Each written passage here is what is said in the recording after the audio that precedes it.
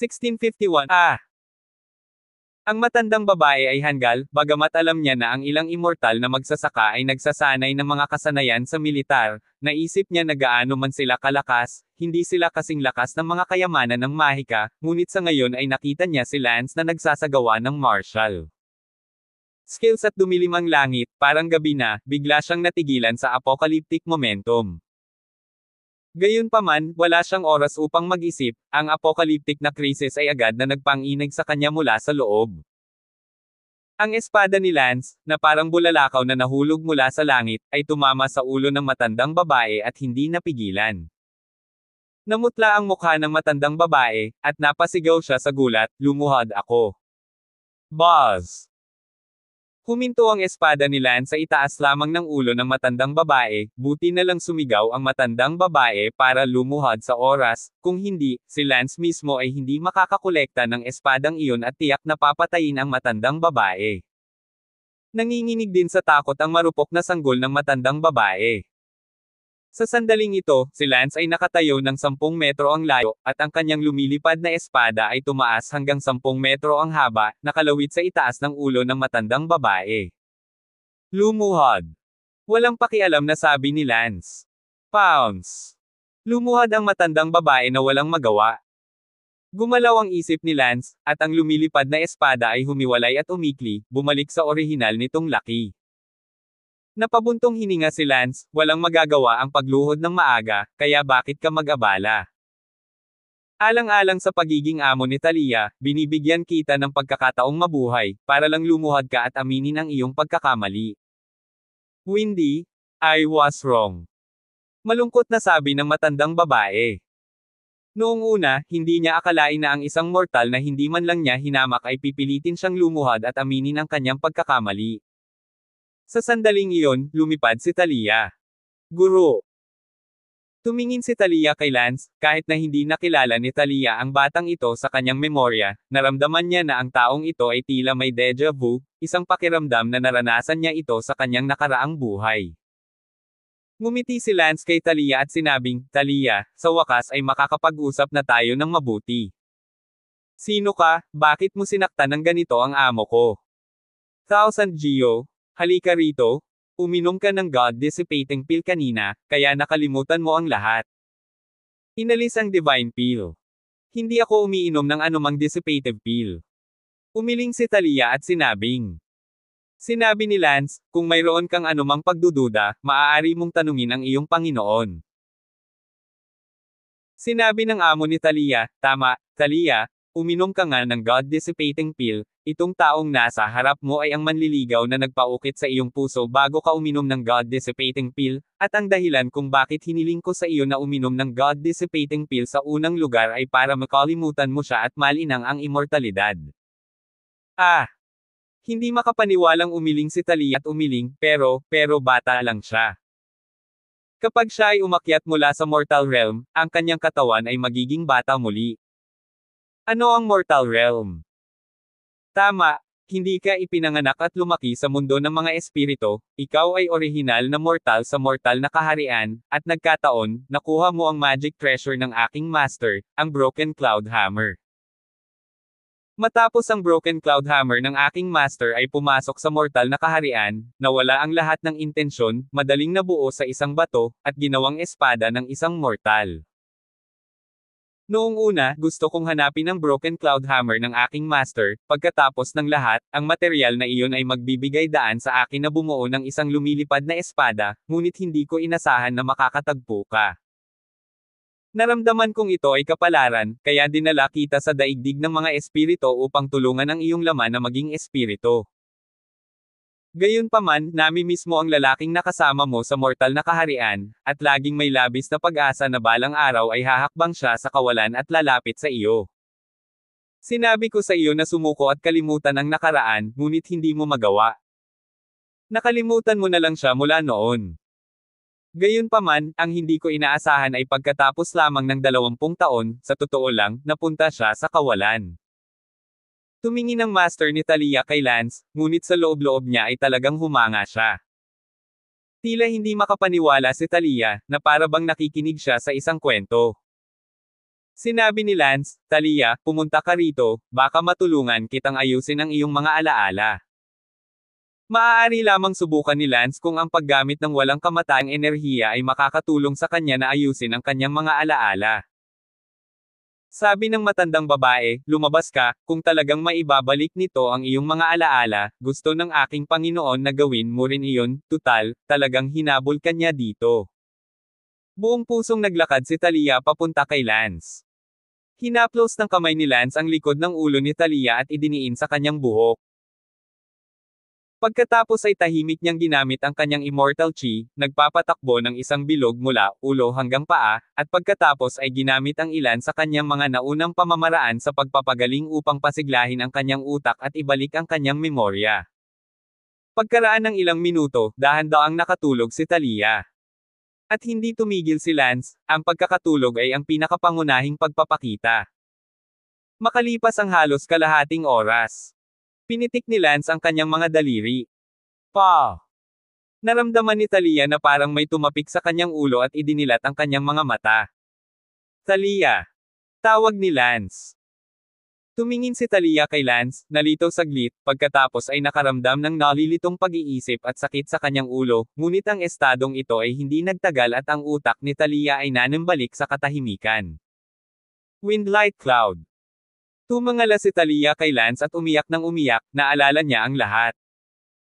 Masaya si Lance sa loob, Talia, sa wakas ay nabawi mo na ang mga dati mong alaala.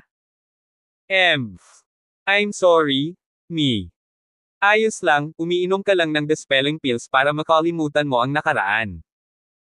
Oo, sa wakas ay nahintay na kita. Umiiyak si Talia at isinubsob ang sarili sa mga bisig ni Lance, ngunit napakaliit pa rin ng yakap ni Lance. Walang magawang ngumiti si Lance dito, ayaw niya sa pagiging maliit. Wind lightning, sa wakas ay nahanap mo na ako, wow. Sigaw ni Talia. Oo.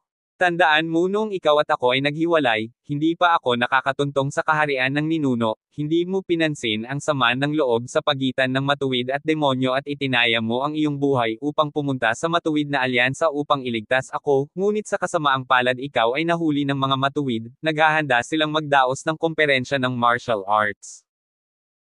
Pumunta ako upang iligtas ka pagkatapos malaman na papatayin ka kaagad, ngunit hindi ko inaasahan na ililigtas ka ng iyong ama na si Gabi bago iyon. Sabi ni Lance, na inaalala ang mga pangyayari noon, palaging napakalayo nito mula ngayon, ngunit hindi nakakalimutan ni Lance kahit kaunti. Ma'am, sa sandaling bumalik ako sa teritoryo ng Diablo, nabalitaan kong pinatay ka, kaya bumalik ako sa alyansang matuwid upang hanapin ka, ngunit hindi ako bumalik at dinala ng aking Panginoon sa spirit world. Nakiusap kay Master na huwag akong ilayo sa oras na iyon, ngunit pinilit ni Master na ilayo ako, kaya wala akong choice kundi mag-iwan ng sulat at ipadala ito sa Divine Dragon Sect. Sumigaw si Talia.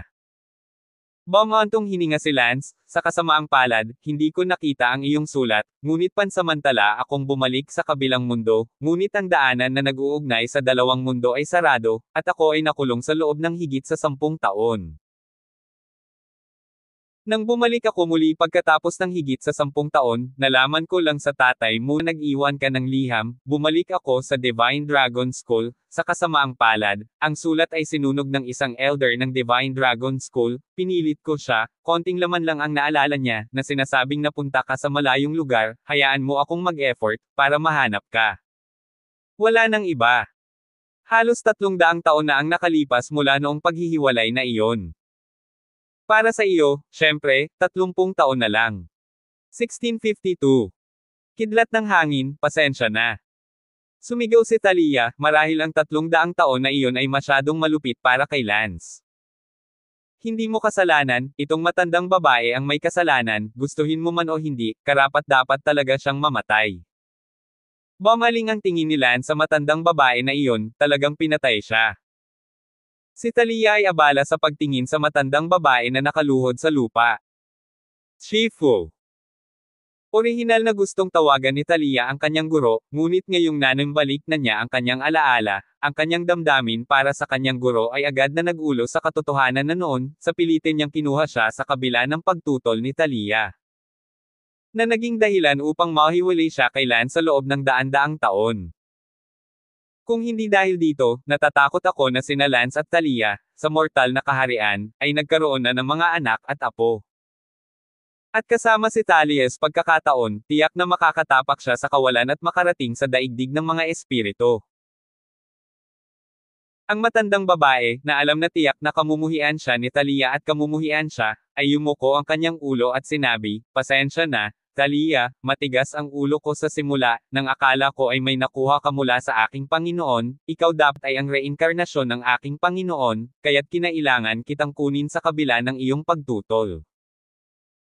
Bukod dito, naniniwala ako na maaari ka lamang maging isang hamak na mortal sa mortal na kaharian, na may maikling buhay na daang taon at isang buhay bilang murang parang langgam, kaya malupit kitang kinuha para sa ikabubuti mo." Master, huwag mong sabihin. Ang mga mata ni Talia ay komplikado, kahit na siya ay sapilitang kinuha, siya ay master pa rin, ano ang magagawa niya? Ngumuso si Lance, "Matandang babae, lumuhad ka ng maayos, bago kita hayaang bumangon, kung maglakas loob kang bumangon, huwag mo akong sisihin sa pagiging masungit." Medyo nagalit ang matandang babae, siya ang sect master ng Thousand Water Sect, paano siya, ngunit, iniisip ang kapangyarihan ng espada na ginamit lamang ni Lance, siya ay 10,000 beses na hindi katugma, at maaari pinipigilan lamang ang kanyang galit.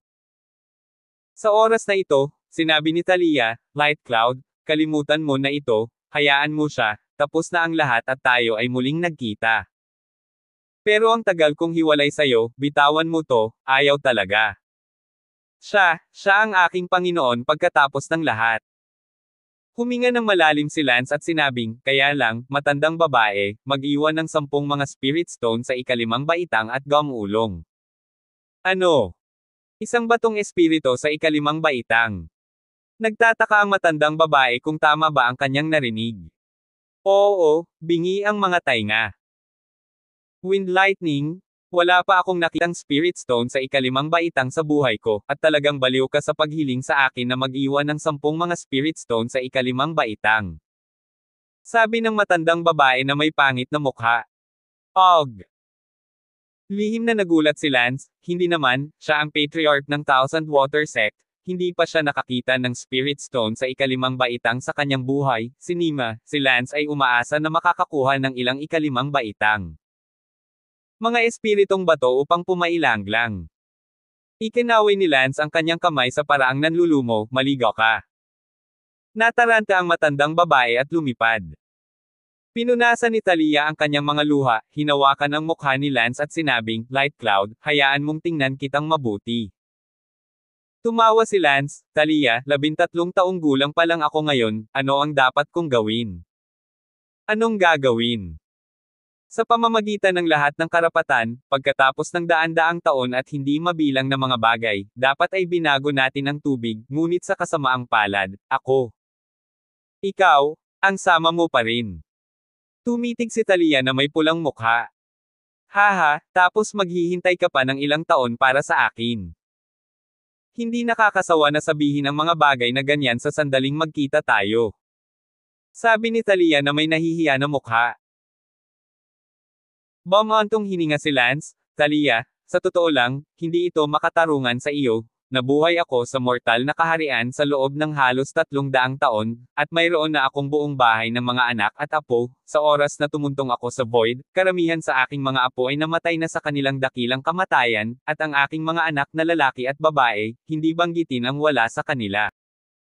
Siyempre, ang aking mabubuting kapatid na lalaki at asawa, hindi banggitin ang iba pa sa kanila.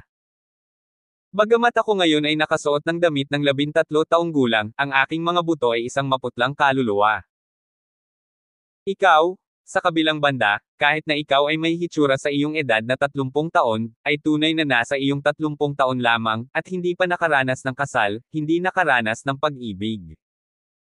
Pag-ibig, pabayaan ang pagiging isang ama, lolo sa tuhod.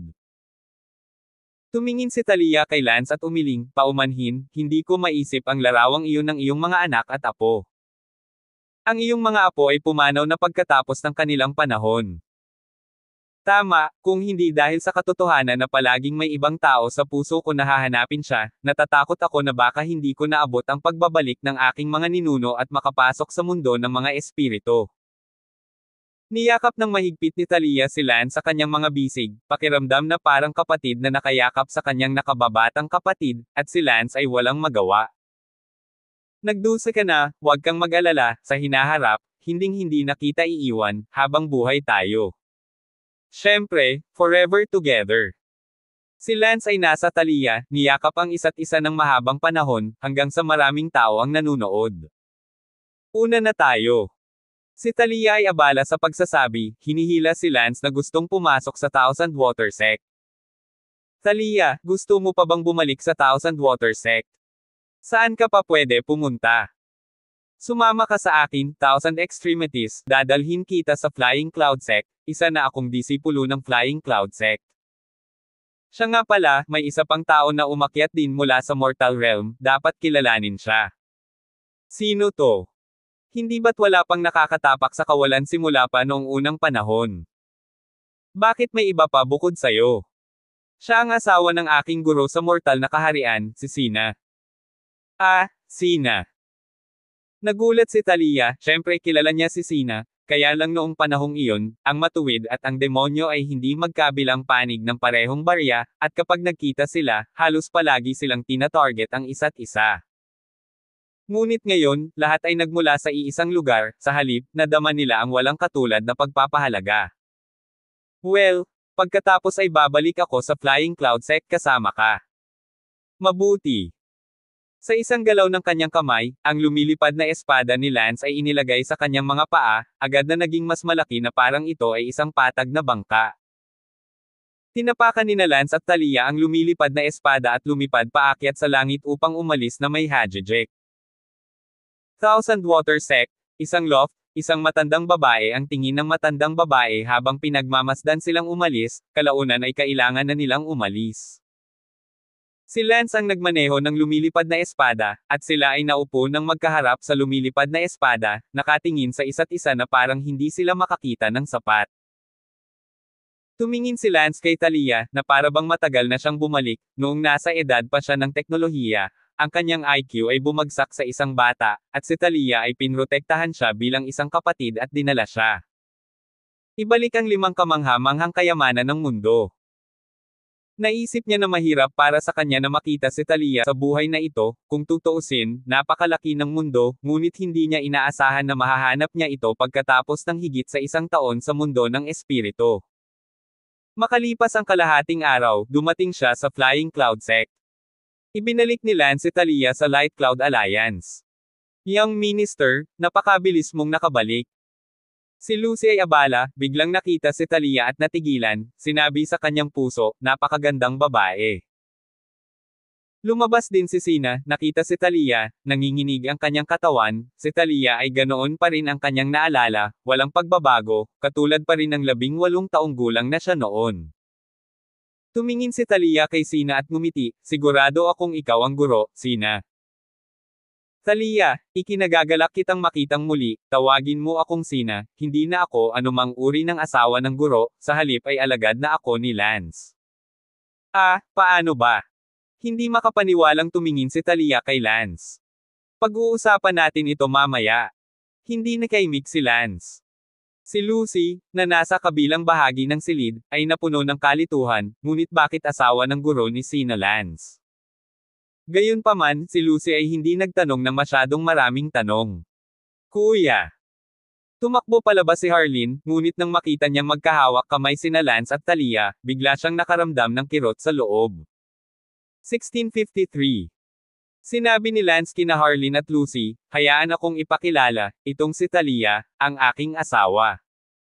Ah! Hindi inaasahan ni Harleen na direktang sasabihin ni Lance na asawa niya iyon. Namula ng kaunti si Talia, hindi talaga natatakot si Lance na sabihin ito, ngunit tinawag itong asawa ni Lance sa publiko, kaya paanong tatutol si Talia. Ngumiti si Sina, congratulations, mayroon kang manliligaw at sa wakas ay ikakasal ka na. Salamat. Bahagyang tumanggaw si Talia kay Sina. Si Lucy ay abala rin sa pagsasabing, "Congratulations to Minister Xiao, congratulations to Lady Tang. Tawagin mo na lang akong Talia." Si Talia ay abala sa sinasabi. Tanging si Harleen, na walang katulad na nag-iisa sa loob. Hinailan ni Lance si Talia at pumasok sa kanyang silid. "Light Cloud? In broad daylight? Anong ginagawa mo? Lady, bakit hindi mo na lang akong tawaging asawa mo? Isang segundo upang tandaan na basahin ang libro. Pero hindi ka pa nga tumatanda, kakaiba ba yun para marinig ng mga tao?" "Well, whatever, then you'd better call me Suchen, hindi mo na kailangan ang pangalang Wind Lightning in the spirit world." Libo-libong Talia, narinig ko na ikaw ang unang henyo ng unang dagat. Oo, pero ang unang henyo ay ikaw na ngayon, kaya lang hindi pa lumalabas ang kasikatan mo at hindi alam ng mga tao. Naku, hindi mahalaga kung mawala man ang katanyagan ko o hindi, nandito lang ako ngayon naghihintay na lumaki sa katahimikan. Pero iyon ang ideya noon, at ngayong bumalik ka na sa akin, hindi ko na kaya. Hayaan mong magsawa ka rin dito sa akin, kaya susundan kita kung ano man ang susunod mong arrangement. Ako. Pupunta ako, pagkatapos ng ilang sandali, magtungo sa Pearl City at dalhin ang misyon na iyon sa katedral. Siya nga pala, nasa Pearl City ako, sumasali sa isang 5-star na mercenaryong grupo. Nagplano din ako na maglakbay sa Pearl City sa hinaharap at sumali sa isang mercenaryong grupo para magmisyon at magsanay habang nasa daan, kaya dahil nagkataon lang, kailan ka pupunta, isama mo ako. Mabuti. Tumanggo si Talia. Nakita ni Talia na maraming anting-anting sa silid ni Lance. Oy, bakit ang daming anting-anting? Natarante si Talia. Tama, nakalimutan kong sabihin sa'yo, kaya ko ring magpino ng mga anting-anting. Napakalakas. Nagulat si Talia, sa mundong ito, napakakaunting tao ang makakagawa ng dalawa. Buti na lang 4 na grade na anting-anting lang ang napipino ko, pero sa kasamaang palad, ang lakas ko ay higit sa pinakamatibay na halaga ng anting-anting, kaya walang saysay sa akin ang mga anting-anting, kung nagbebenta ako ng mga anting-anting, ang mga mababang uri ng anting-anting ay hindi kumita. Anumang mga espiritong bato, at matataas na uri ng anting-anting, ang mga materyales ay hindi mahahanap. Halimbawa, kung gusto kong magsanay ng 4 na baitang anting-anting ngayon, kailangan kong maghanap ng mga materyales sa kalahating araw, hindi tulad ng dati. Una, grade at second grade anting-anting, ang lungsod sa ibaba ng bundok ay higit pa sa isang lugar na mabibili, matataas na antas na anting-anting, mahirap mahanap ang mga materyales. Kaya, bihira na itong isagawa ngayon. Totoo rin na ang iyong kaharian ay nasa ika-5 yugto pa lamang ng spiritual harmony, ngunit ang iyong kapangyarihan sa pakikipaglaban ay hindi man lang tugma para sa aking Panginoon, ang 4 na gradong anting-anting ay walang silbi sa iyo, at kung ikaw ay isang 5 gradong anting-anting, mahirap hanapin ang mga materyales. Hindi rin ako makapagsanay ng 5 gradong anting-anting ngayon. Bumaba ang tingin ni Lance habang iniisip niya ang mahusay na porma sayo ng Thousand Water Sect ngayon, at iniisip niya, kung may talento ba si Lance sa pagbuo. Gayunpaman, maaaring hindi magandang magkaroon ng higit sa isang sining, kaya mas mabuting magpakadalubhasa sa isang multa. Dahil dito, pansamantalang nanatili si Talia sa Light Cloud Alliance. Sa gabi, syempre, si Talia ay natutulog sa parehong silid ni Lance. Si Talia ay medyo nahihiya. Talia, anong ikinahihiya mo, nakakalimutan mo na minsan sa mortal na kaharian, kinagat ko pa ang utong mo. Ang lakas ng loob mo pang sabihin yan. Bagaman maliit pa ang katawan ko, pero tayo ay mag-asawa, hindi ba't mainit ang ulo natin? Natatawang sabi ni Lance. Speechless. Nakaramdam ng kakaiba si Talia.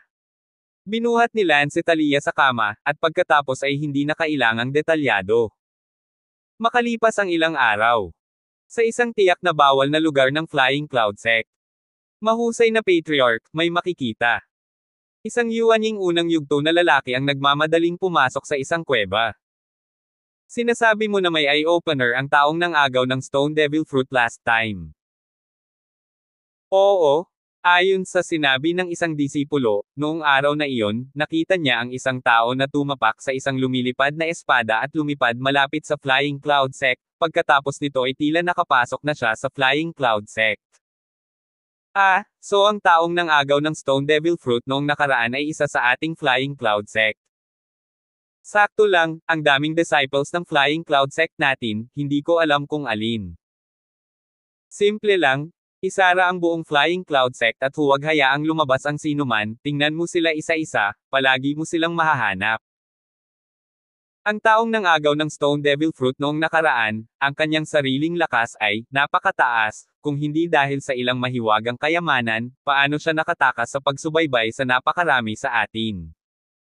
Sa pagkakataong ito ay mayroon tayong pagong sa isang banga, kailangan natin siyang hanapin.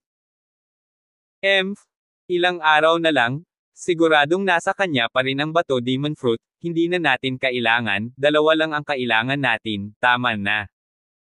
Good, baligtarin ang protecting sect formation.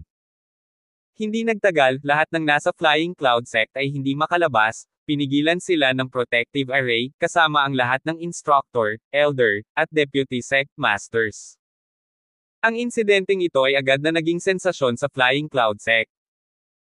Pagkalipas ng 2 araw, si Lance ay nasa Light Cloud Alliance na nililinang ang kanyang lumilipad na espada.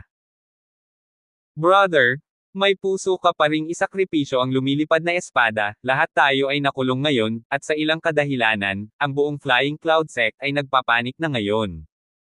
Sabi ni Harleen kay Lance. Anong ibig mong sabihin? Ito ay mula noong nakaraang araw, lahat tayo ay hindi makaalis sa Flying Cloud Sect. Pumasok lamang tayo at umalis, at kahit sino ang gustong lumabas, isang hindi nakikitang puwersa ang hamarang sa amin mula sa gate ng bundok. Kahit na ang lumilipad ay hindi.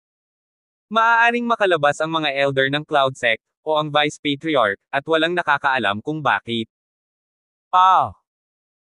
Nagsalubong ang kilay ni Lance, agad na nahulaan ni Lance na ito ay isang Pormasayon, may naglagay ng malaking Pormasayon laban sa saklaw ng Flying Cloud Sect, pinapasok lamang at nakulong ang lahat sa Flying Cloud Sect, sino ito? Sinabi ni Harleen, ngayon lahat ay nagsasabi na ang Flying Cloud Sect ay hindi naghihikayat sa ilang mga kaaway na bitag tayong lahat hanggang sa kamatayan, at ngayon ang lahat ay takot na takot. Tumayo si Lance, lumabas ng silid, at dumating sa pasukan ng bundok, at siguradong, isang proteksyon na kalasag ang hamarang dito. Bukod dito, naramdaman ni Lance na ang proteksyong kalasag na ito ay mas malakas kaysa sa proteksyon na Pormasayon ng Thousand Water Sect. Natatakot si Lance na hindi niya puwersahang masira ang Pormasayon na ito, maaaring masira ni Lance ang Mountain Gate Protection Formation ng Thousand Water Sect sa antas na ito, at hindi pa rin ito masira ng Patriarchal Formation.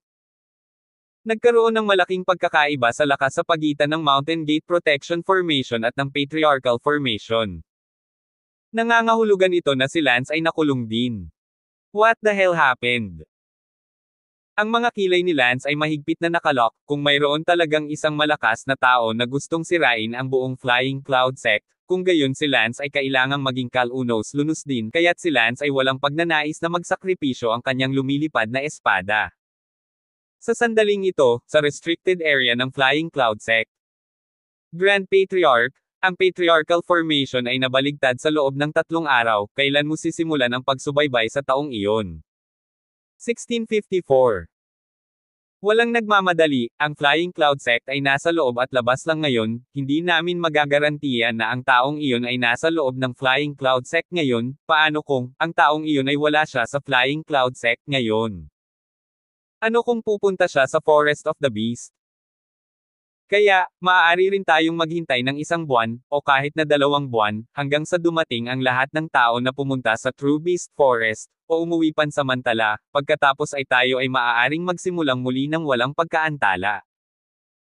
Kung hindi, ang taong iyon ay nagkataong wala, ngunit nahuli namin sila ng walang pag-iingat, kaya hindi ba ito ay isang pag-aaksaya ng oras? Tama, maghintay tayo ng 2 buwan pagkatapos. Gayunpaman, nagmamadali ang buong Flying Cloud Sect ngayon. Hayaan mo silang mabalisa, nakulong sa loob ng 2 buwan, walang mamamatay. Ang buong mga disipulo ng Flying Cloud Sect ay parang nakulong na langgam, na para bang malapit na ang wakas, nagmamadali sila. Agad na pinuntahan ni Lance si Magnus at tinanong kung ano ang nangyayari, ilang araw na walang balita mula kay Magnus o Rosen. Natagpuan ni Lance ang lambak kung saan nakatira sina Magnus at Rosen, at sa isang sulyap, walang laman ang mga bahay sa lambak, hindi alam ni na Magnus at Rosen kung kailan sila umalis. Ano ba, umalis sila nang hindi ako kinakamusta. Sa way ni Lance, medyo hindi nasisiyahan sa loob. Makatuwirang sabihin na si Magnus ay aalis at hindi mananatili sa Flying Cloud Sect, kaya dapat siyang magpaalam kay Lance. Sa susunod na makita kita, tingnan kung paano kita haharapin. Buntong hininga na sabi ni Lance. Bumalik si Lance sa Light Cloud Alliance. Lahat ng mga disipulo ng Light Cloud Alliance ay tumingin kay Lance na parang si Lance ay isang dayami na nagligtas sa kanilang buhay. Natanong mo ba kung ano ang dahilan, boss? Mamamatay ba tayong lahat sa Flying Cloud Sect? Oo, boss. Anong uri ng mga kaaway ang napukaw ng Phaeon Sect hanggang sa masira ang sekta? Pag-aliw ni Lance, huwag kabahan ang lahat, bumabagsak ang langit at nakatayo pa rin ako, ang maliit na Flying Cloud Sect, ang antas ay naririto, gaano kalaki ang kalaban nito. Ngunit, alright, everyone don't bot, just pretend it's nothing. Ipinatawag ni Lance ang Nine Jin's Vice Sovereign. Magbigay ng respeto kay Ministro Young. Giugina, ang Flying Cloud Sect ay napapalibutan ng isang misteryosong pormasayon, alam mo ba kung bakit? Tanong ni Lance. Bumalik sa Young Minister, ngayon ko lang nalaman, at kahit hindi mo ako tanungin, binabalak kong pumunta at magulat sa iyo. Nabalitaan ko na ang Grand Patriarch at ang Second Patriarch, ay natuklasan ang mga bakas ng iyong pag-agaw ng ang Stone Devil Fruit, at alam mong nasa loob ka ng Flying Cloud Sect, kaya binaligtad nila ang protection na pormasayon ng Flying Cloud Sect, at lumabas-labas lamang sa loob ng 2 buwan sa isang masusing pagtatangka na subaybayan ka. Young Minister, kailangan mong ingat ka kung sakaling matrace out na ikaw, tapos ka na. Ngumisi si Lance, akala ko may nangyari na, pero dahil pala sa isang maliit na bagay. Young Master Damon, ang Grand Patriarch at Second Patriarch, tiyak na matunten ka nila, at hindi ka na makakalabas ngayon, hindi ka ba kinakabahan? Kinakabahan ako? Okay, no more of your business. Kung gayon, aalis muna ako, ingatan mo ang iyong sarili, Master Damon. Medyo nag-alala si Giugin, dahil kung mamatay si Lance, hindi siya mabubuhay bilang isang bangkay ng Koi. Bago pa man makalabas si Giugin sa Light Cloud Alliance, si Lance ay dumiretso sa langit. Dahil alam niya ang dahilan, hindi na kailangan pang itago ni Lance ang anuman, ang layunin ng Flying Cloud Sect Sovereign ay hanapin pa rin siya, kaya nagkusa si Lance na lumabas, na iligtas ang mga disipulo ng Flying Cloud Sect mula sa pagiging sa gilid ng 2 buwan. Tumayo si Lance sa kalagitnaan ng Flying Cloud Sect at sumigaw, Sovereign of the Flying Cloud Sect, lumabas ka, ang taong hinahanap mo ay ako, hindi na kailangang bitag ang mga inosenteng disipulo. Sa sigaw na ito mula kay Lance, ang buong lumilipad. Narinig ito ng lahat sa Cloud Sect, at lahat ay tumangala. Si Lance ay itinuturing na isang pamilyar na mukha sa Flying Cloud Sect, maging ito ay nasa Disciple Circle, Mentor Circle, Elder Circle, o Vice Patriarch Circle. Nakilala siya ng lahat sa isang sulyap. Ang mga disipulo ng Flying Cloud Sect ay hindi alam ang tunay na lakas ni Lance, at nagulat sila nang makita si Lance na katayo sa hangin ngayon kasama ang kanyang lumilipad na espada. Namutla din ang mga Mentor Elder na hindi alam ang lakas ni Lance. Bukod dito, si Lance ay tumatawag para sa Patriarch ng Flying Cloud Sect na lumabas. Sa Flying Cloud Sect, sino ang nang-ahas na pukawin ang soberano ng ganito? Pagkatapos sumigaw, ang lumilipad na espada ni Lance ay lumalas patungo sa protection na pormasayon, gustong makita ni Lance kung mababasag niya ang protection na pormasayon. Boom! Ang protection na pormasayon ay nakatanggap ng isang malakas na pag-atake, nagpapadala ng marahas na pagbabago-bago, at ang buong Flying Cloud Sect ay nanginig na parang lindol. Lihim na sinabi ni Lance, tulad ng inaasahan, ang protection na pormasayon ay napakalakas, hindi ko ito mababali. Sa sandaling ito, sa ipinagbabawal na lugar ng Flying Cloud Sect, ang Grand Patriarch at ang Second Patriarch ay sabay na lumipad palabas, patungo sa lugar kung saan nanggaling ang tunog, at nakita lamang ang isang binata na nakatayo sa gitna ng hangin, mukhang walang katulad na pagmamalaki. Sino ka? Tanong ng Grand Patriarch.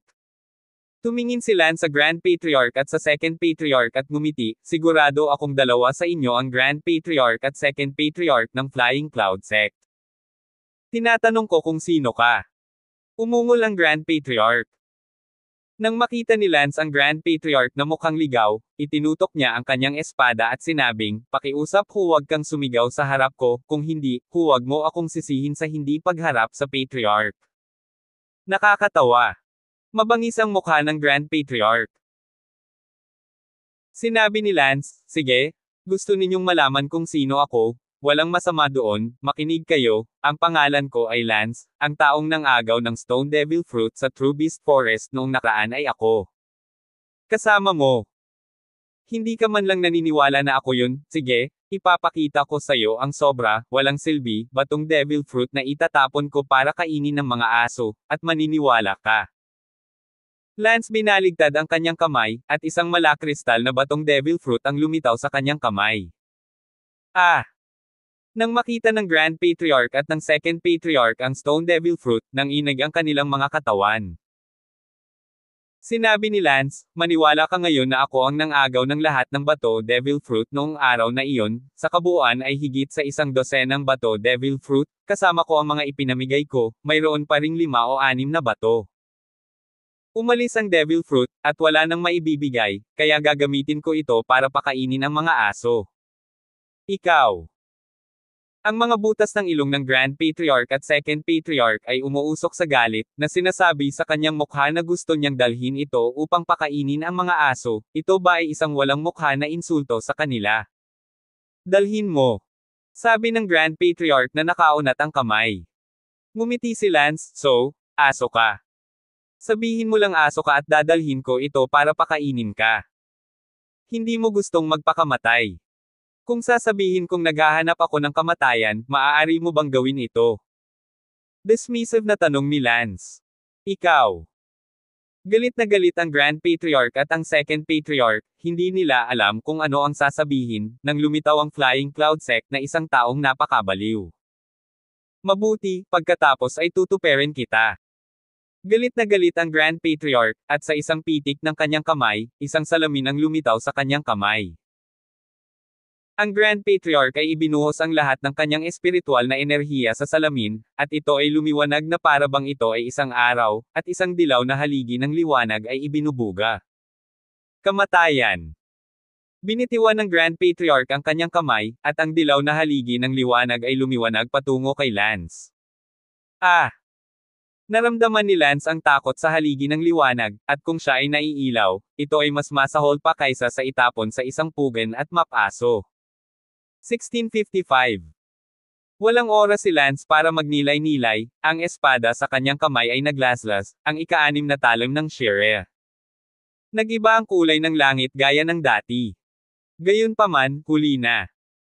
Ang bilis ng pag-iilaw ng salamin ng Grand Patriarch ay halatang mas mabilis kaysa kay Lance, at ang Shire 6th blade ni Lance ay hindi pa ganap na nabuo, ang dilaw na haligi ng liwanag ay sumisikat na kay Lance.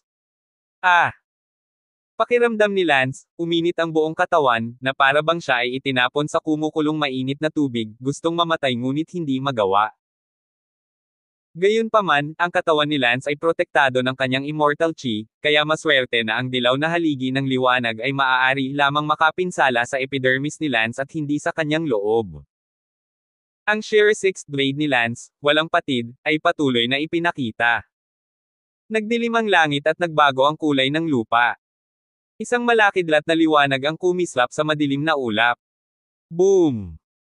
Ang lumilipad na espada ni Lance ay tumaas sa mahigit 10 metro ang haba, at ang talim ay naging isang talim na tumama. Naramdaman ng Grand Patriarch na ang kanyang katawan ay nakalock, at kahit na ang kanyang kamalayan ay nakapag-react pa rin, ang kanyang mga galaw ay hindi makasabay sa reaksyon. Pinagmasdan niya ang kulay pilak na liwanag na bumagsak mula sa itaas niya. Wow! Sa kalagitnaan ng hangin, isang haligi ng dugo ang bumaril, at ang katawan ng Grand Patriarch ay nahati sa dalawa. Grand Sovereign. Ang pangalawang patriarch sa tabi niya ay hindi napigil ang sumigaw. Gayunpaman, sa sandaling bumagsak ang espada ni Lance, isang kasing kamao, gintong humanoid na ilaw ang lumipad mula sa ulo ng Grand Patriarch. Ito ay ang Yuanying ng Grand Patriarch. Ang isang taong nakarating sa Yuanying realm ay maaaring linangin ang isang Yuanying, ibig sabihin na ang kanyang buhay ay hindi limitado sa kanyang katawan, kahit na ang kanyang katawan ay nawasak, hindi ito nangangahulugan na ang kanyang buhay ay tapos na, hanggat ang Yuanying ay nabubuhay pa, buhay. Ay buhay pa, at ang katawan ay isang carrier lamang na maaaring baguhin kung gusto niya. Nagsalubong ang mga kilay ni Lance, sa unang pagkakataon na nakakita siya ng isang Yuanying, ang fetus na iyon na kasing laki ng kamao, parang nasa tiyan pa lang ng buntis, ilang buwan lang ang laki. Naisip ni Lance sa loob-loob, hindi ko alam kung ang sanggol ay may anumang nutrisyon, o kung hindi ito ay gagamitin sa paggawa ng nilaga. Gustong sunduin ni Lance ang sanggol ng Grand Patriarch, ngunit nagmamadaling tumakas ang sanggol ng Grand Patriarch. Bang! Ang Yuan Infant ay biglang bumagsak sa protective array light shield sa kalangitan. Ito ay talagang isang kakon. Hinawakan ni Lance ang Yuanying sa isang iglap, ang Yuanying ng Grand Patriarch ay napakarupok pa rin at walang anumang lakas sa pakikipaglaban, hindi katulad ng mga super-powered na maaaring mag-transform sa anyo ng tao at lumaban pati na rin ang kanilang sariling mga katawan. Gusto pa rin umalis, nananaginip, hatid na kita sa nilagang gabi, nilagang manok ni Yuanying, hindi ko alam ang lasa, hihihi. Napangiti si Lance. Sa oras na ito, ang Grand Patriarch na si Yuanying ay nagsabi, kung hindi mo bibitawan, ako ay sisira sa sarili. Self-destruct. Ang sanggol ay sumisira sa sarili, naiintindihan mo ang kapangyarihan, sa iyong pisikal na katawan, maaari mo bang mapaglabanan ito? Sabi ni Lance, ayos lang, pwede mong i-pop lahat ng gusto mo, at gusto ko lang maranasan ito. Ikaw. Ang kapangyarihan ng isang sanggol na sumisira sa sarili, kahit na ang pinakamahina na sanggol, ay hindi kukulangan sa 10 hydrogen bomb na ibinagsak sa isang lugar ng sabay-sabay. Kung ito ay isang mortal, ito ay ganap na matatapos, ngunit ito ay ang spirit world at si Lance ay hindi isang mortal, hindi alam kung kakayanin ito ni Lance, ngunit kahit na gawin ito ni Lance, hindi maiiwasan ang pagkabigla sa kanyang katawan. Sa sandaling iyon, lumipad ang ikalawang patriarch, ang kanyang mukha ay mapatla, hindi niya inaasahan na ang isang teenager na lalaki ay magiging napakalakas. Ang Grand Patriarch's Heavenly Furnace Mirror ay hindi man lang siya masaktan, at hindi niya alam ang pagsasanay na iyon. Anong martial skill ang pumatay sa laman ng Grand Patriarch gamit ang isang espada, na pinilit na tumakas ang sanggol ng Grand Patriarch? Senior, magpakita ka ng awa. Sigaw ng ikalawang patriarch sa gulat. Hinawakan ni Lance ang Yuanying gamit ang isang kamay at inikat ang kanyang ulo at gumuso, kung hihilingin mo sa akin na magpakita ng awa, hindi ba ako mawawala ng mukha, bukod pa, kung magpapakita ka ng awa, kung gayon saan ko kukunin ang mga sangkap para sa matandang inahin. Nilaga sa gabi, iluluto mo ba ang iyong Yuanying para sa akin? Senior, ako. Sabi ko lang naman sayo, kung tawagin mong aso ang sarili mo, hindi lang kita papatayin, mapakain pa kita ng Stone Devil Fruit, pero hindi mo pinili ang landas na ito, kaya sisihin mo ang sarili mo. Senior, wala kaming awayan sayo, gusto ka lang namin hanapin at ipaabot sayo ang ilang Stone Devil Fruits, wala talaga kaming balak na patayin ka. Sa tingin mo ba maniniwala ako sa iyo? Sino ang nagsabing naghahanap ako ng kamatayan at naghahanap ng katuparan? Senior, sinabi mo sa sarili mo na gusto mong hanapin ang kamatayan at matupad. Sabi ko na nga ba? Nagulat si Lance. Senior, hayaan mo na ang Grand Patriarch, nasira mo na ang kanyang laman, ang kanyang marupok na sanggol, kung hindi mo siya madakip ng mabilis, hindi siya makakaligtas sa loob ng 2 buwan. At saka, kung papatayin mo siya, pipiliin niyang sinisira ang sarili. Ngumuso si Lance, huwag mo akong takutin, kung hindi, pipigain at sesabog lang ako. Oo. Mapapatawad ba kita o hindi, depende sa ugali mo, kung bakit kita patatawarin. Oo. Grand Patriarch, mabilis na humingi ng tawad sa kanya. Ang Grand Patriarch ay abala. Ang sanggol ng Grand Patriarch ay tila hindi nasisiyahan, hindi banggitin ang labis na pinsala sa laman, ngunit ngayon ay kailangan niyang humingi ng kapatawaran, ngunit hindi siya handang mamatay. I'm sorry, Senior. Nagkamali ako, patawarin mo ako. Nakita ni Lance ang Grand Patriarch na humihingi ng tawad at pinabayaan ang kanyang sanggol, bagaman hindi inisip ni Lance na pumatay ng isang sanggol, walang gaanong saysay ang pagpatay dito, hindi ito tulad ng mayroon kaming malalim na sama ng loob. Magwala. Salamat Senior sa hindi pagpatay. Ang sanggol ng Grand Patriarch ay tumakas sa takot. Tinanong ni Lance ang pangalawang patriarch na iyon, "I-off mo ang protective formation ng Flying Cloud Sect, ikaw pa rin ang magiging patriarch ng Flying Cloud Sect mula ngayon." Oo, Senior.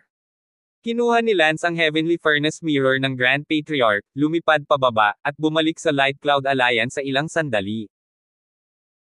Ang buong Flying Cloud Sect ay hindi makapaniwalang nakatingin pa rin sa himpapawid, at bagamat wala ng figure ni Lance sa kalangitan, ang eksena kung saan katatapos lang sumabog ni Lance sa Sovereign ay isa na hinding-hindi makakalimutan ng lahat. Na nakakakilala kay Lance dati, tulad ng mga matatandang iyon, sina George at Norton, ay nakaramdam ng paninikip ng kanilang mga dibdib, hindi inaasahan na ang tunay na lakas ni Lance ay napakalakas. Nakakalungkot na hindi na sila kwalipikadong humarap kay Lance, ito ay maswerte na hindi sila napatay ni Lance sa oras na iyon. Wow! Lance, ang galing mo. Ang mga mata ni Talia ay kumikinang sa mga bituin habang nakatingin kay Lance, na karapat-dapat na maging ang lalaking nakita niya, kahit na sa mundo ng mga espiritu, siya pa rin ang husay gaya ng dati. Hehe! Tuwang-tuwa si Lance sa loob habang pinupuri siya ni Talia ng may ganoong pagsamba. Sabi ni Lance, "Talia, hindi ko pa rin alam ang sitwasyon mo, gaano kalakas ang Beryl Moon Sword mo. Ang aking Beryl Moon Sword ay dating magic treasure ng master ng aking master, at bagamat may mga labi pa rin ang kanyang espiritual na imprint, ito ay isang baguhan na kakaibang magic treasure, kaya ang aking tunay na kapangyarihan sa pakikipaglaban ay nasa antas ng Ninth Order ng Spiritual Harmony. Ayos lang, tutulungan kitang isakripisyo ang iyong lumilipad na espada bilang isang middle-grade magic treasure." Sabi ni Lance. Ang mga intermediate-grade magic treasures ay mayroon ding mga kalakasan at kahinaan, na may pagkakaiba sa pagitan ng pagiging nasa mataas na klase at mas mababang klase. Ang lumilipad na espadang iyon ni Lance ay isang middle-grade magic treasure na nasa ibabang dulo ng spectrum, at hindi ito hanggang sa middle-grade level ng pagiging nasa itaas na dulo ng spectrum. 1656. Pagkatapos noon, tumagal si Lance ng 3 buwan upang tulungan si Talia na isakripisyo ang kanyang mahiwagang kayamanan, at tumagal si Lance ng 3 buwan upang isakripisyo ang Beryl Moon Sword ni Talia sa isang intermediate hanggang sa mababang flying sword. Upang isakripisyo ang lumilipad espada ni Talia, si Lance ay napagod din nitong 3 buwan, naisip ni Lance na siya ay may tulong ng kanyang immortal chi upang tumulong sa sakripisyo, ito ay dapat na mabilis, ngunit hindi pala.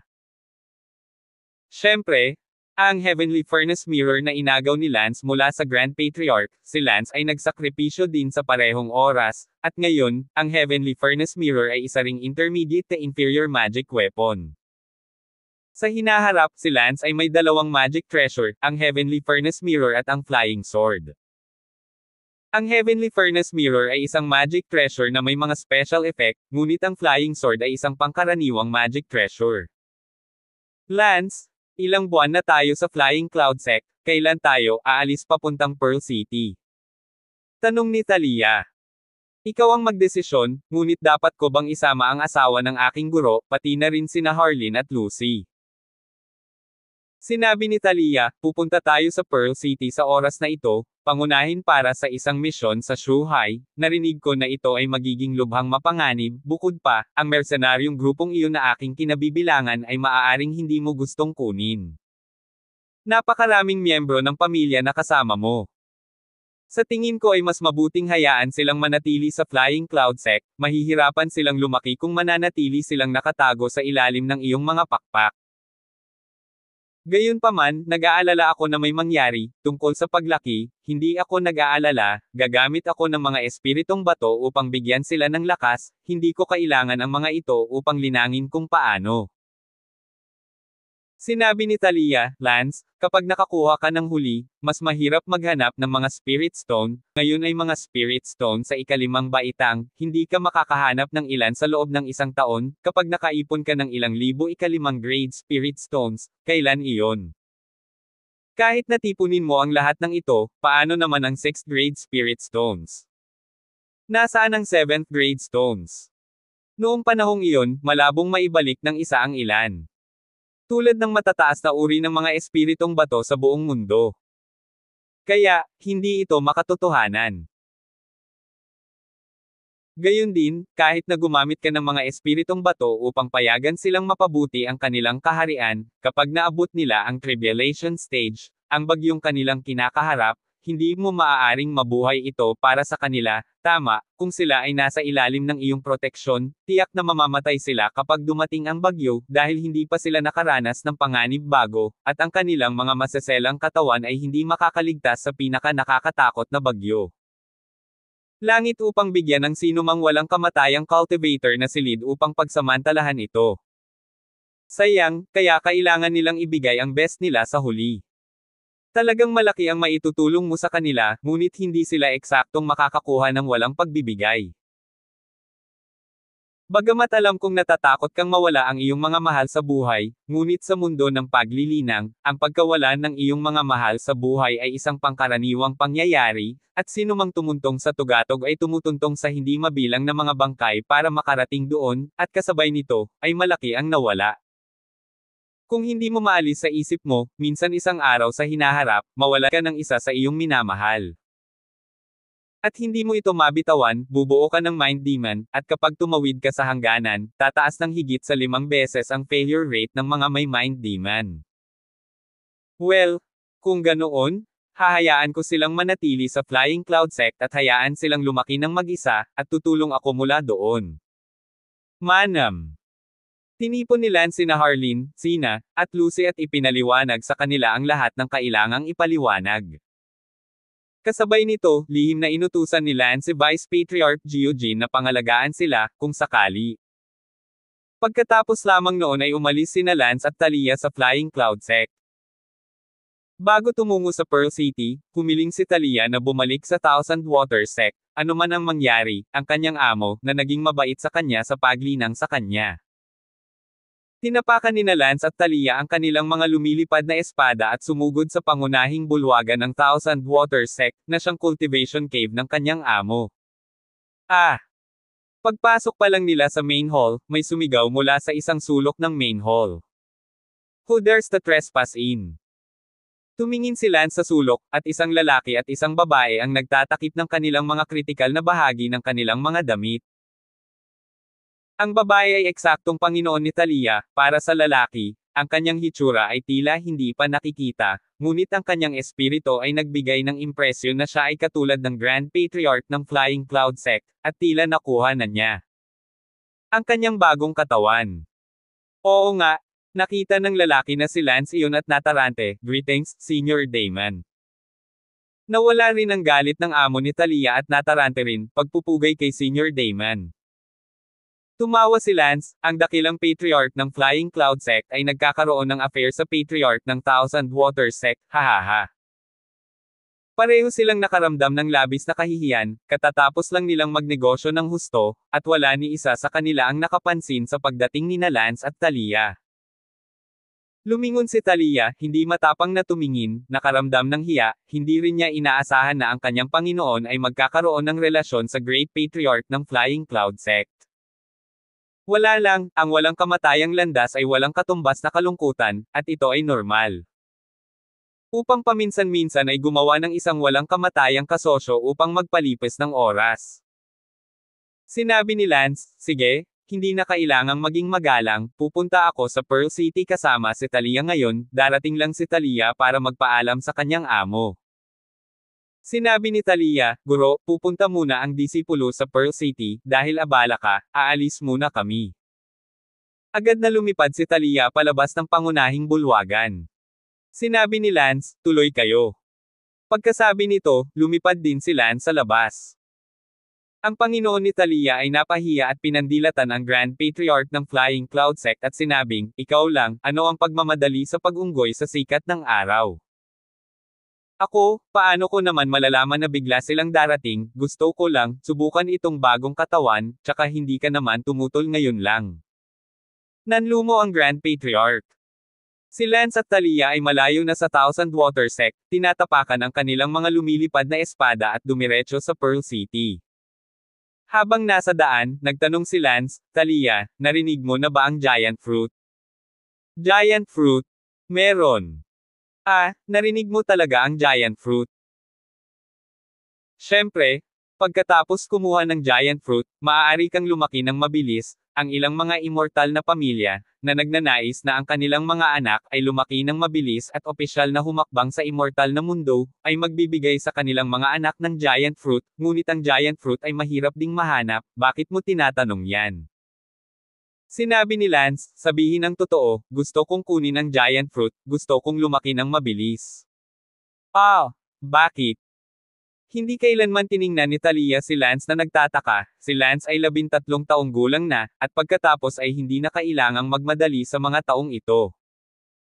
Ngumiti si Lance hihihi, nakita ko lang ang master mo at ang Grandmaster ng Flying Cloud Sect hehehehe, medyo gusto ko din lumaki ng mabilis at hihihi kasama ka. Sandaling tumawa ng mura si Lance. Speechless. Namula si Talia at binati si Lance sa isang sulyap, hindi inaasahan ang ganitong uri ng dahilan. 13 ka na ngayon, 18 ka na sa loob ng 5 taon, bakit ka ba nagmamadali? 5 years will pass in a flash. Ngunit hindi ako makapaghintay, kahit na hindi ako kumuha ng giant fruit, hindi ako makapaghintay hanggang ako ay 18. Kung gayon, ilang taon mo ba gustong maghintay? Bahagyang namula ang magandang mukha ni Talia at sinabing, 15, 16 na yata. Napakaliit. Ano bang dapat katakutin kung maliit lang? Hindi ba ako matatakot na guluhin ang katawan ko? Walang sasabihin sa'yo. Well, alam mo ba kung saan ako makakahanap ng giant fruit? May Pearl City ba? Ako. Sabihin mo na. 1657. Hindi ko alam, pero may malaking auction house sa Pearl City, pwede kang pumunta doon para mag-ikot, madalas lahat ng klase ng immortal na gamit ay na-auction doon, ang giant fruit ay hindi isang bagay na mahalaga, kung ikaw ay swerte naman siguro. Hehe. Tapos pagdating natin sa Pearl City, sa auction house muna tayo. Nakakainip. Hindi tumutol si Talia, bagamat naramdaman niya na hindi kailangang lumaki ng ganoon kabilas si Lance, ngunit hindi rin niya ito pinigilan, pagkatapos ng lahat, walang mga side effect mula sa pag-inom ng giant fruit, at ito ay normal para kay Lance na hindi nais na dumaan sa pagdadalaga ng 2 beses dahil siya ay isang tao na bumalik sa ganitong edad. Makalipas ang kalahating araw, nakarating sila sa Pearl City.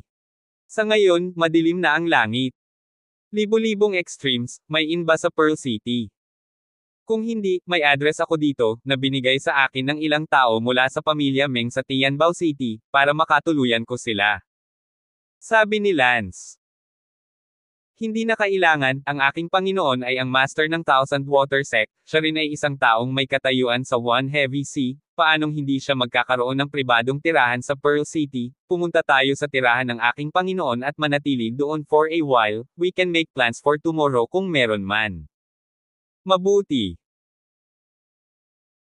Ang Pearl City ay napakalaki, ang populasyon ay hindi alam na ilang milyon, isang lungsod na may ganitong laki ng populasyon, bagaman ito ay napakakaraniwan sa teknolohikal na mundo ng mortal na kaharian, ang mga lungsod ng mortal na kaharian ay puno ng matataas na gusali, ang nag-iisang gusali ay maaaring paglagyan ng maraming tao, ngunit dito ay iba, walang gaanong matataas na gusali, kaya upang mapaunlakan ang ilang milyong tao, makikita ang geographical na lugar kung gaano ito kalaki. Hindi nagtagal, dinala ni Talia si Lance sa isang marangyang mansyon, na may nakasulat na Thousand Waters Mansion, sa pintuan. Malinaw na hindi ito ang unang pagkakataon na pumunta rito si Talia. Pagpasok sa Thousand Water House, ang babaeng katulong na nagbabantay sa bahay sa loob ay abala sa pagbati, greeting Miss Talia, you're here. Manam. Bahagyang tumango si Talia at inakay si Lance papasok ng bahay, at hindi na kailangang ipakilala si Lance sa mga katulong. Pagkapasok niya sa bulwagan, isang katulong ang nag-abot ng isang sulat at sinabing, "Miss Talia, binisita ka ni Roland Lane ilang araw na ang nakakaraan at nakita niyang wala ka rito, kaya nag-iwan siya ng sulat, na nagsasabi na bibigyan ka niya sa iyo kapag bumalik ka. Roland Lane." "Oh, I see." Kumunat ang noo ni Talia at kinuha ang sulat. Ang intuition ni Lance ay nagsabi sa kanya na ang Roland Lane na iyon ay tiyak na hindi magandang bagay. "Mahal, sino ito?" tanong ni Lance. Ang unang bagay na kailangan mong gawin ay tingnan ang sulat, at pagkatapos ay dalhin ito kay Lance at sabihin, "Tulungan akong basahin ito." Pinunit ni Lance ang sulat, kung saan nakasulat, "Talia, kumusta ka na? Hindi ko alam kung gaano katagal bago bumalik si Talia, at ayokong maabala ng Thousand Waters Clan. Kaya nag-iwan ako ng sulat, umaasa na pupunta si Talia sa Chen Xiang House pagkatapos makita ang sulat, at may ibabahagi ako kay Talia." Masama ang buong katawan ni Lance matapos basahin ang sulat. Sinabi ni Lance ang bawat salita, "Damo. Siya. Nanay. Ang." Sinabi ni Talia, "Itong Roland Lane na ito ay baliw, huwag mo akong intindihin, wala akong kinalaman sa kanya, siya ay manliligaw ko lang, bukod pa, sa lahat ng manliligaw ko, itong Roland Lane ay hindi ang pinakakilala." Nagalit si Lance, "Hindi ko pupugutin ang kanyang bibig, kukunin ko ang kanyang apelyido, maniwala ka man o hindi." "Ah! Absolute. Well, papatayin ko ang buong pamilya niya, maniniwala ka ba?" Si Talia ay abala sa pagsasabing, "Huwag kang masyadong magalit la, ito ay isang ordinaryong humahabol lamang. Kahit asong humahabol sa'yo, puputulin ko, not to mention na may humahabol sa'yo, teka, tingnan mo kung paano ko siya matalo para mawala ng pag-asa." Nag-aapoy si Lance nang makita ang sulat na puno ng kalabuan. Mabuti na lang at nahanap na ni Lance si Talia sa tamang panahon, kung hindi, kung magpapatuloy ito, hindi malalaman ni Talia kung sino ang babad. Sa lahat, kaya maaga o huli, siya ay maaakit sa isang taong mahusay at mababad. Mapalad si Lance na pinahintulutan siya ng Diyos na mahanap si Talia ng napakabilis at maibalik ang kanyang memorya, kung hindi, si Lance ay kailangang mawalan ng pag-asa sa pag-iisip tungkol dito. Bumuo ng celestial partnership sa ibang tao, hindi sana makakamit ni Lance ang immortalidad, dahil siguradong si Talia mo ang pinakamalaking demonyo ni Lance, at kahit na si Lance ay may tulong ng kanyang immortal na enerhiya, tiyak na hindi niya malalampasan ang kanyang demonyo kapag siya ay umabot sa yugto ng kapigatian, at tiyak na mamamatay. Nang makita ni Talia ang maputlang mukha ni Lance, naisip niya na galit si Lance, abala sa pagyakap kay Lance para aliwin siya, "Sige, huwag kang masyadong maliit, hindi naman tulad ng pag-ibig ko sa kanya.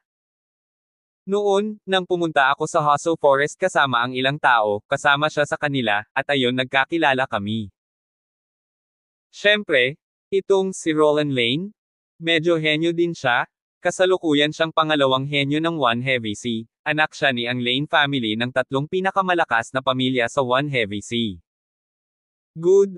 I'll find him later to settle the score." "Well, ikaw na ang bahala."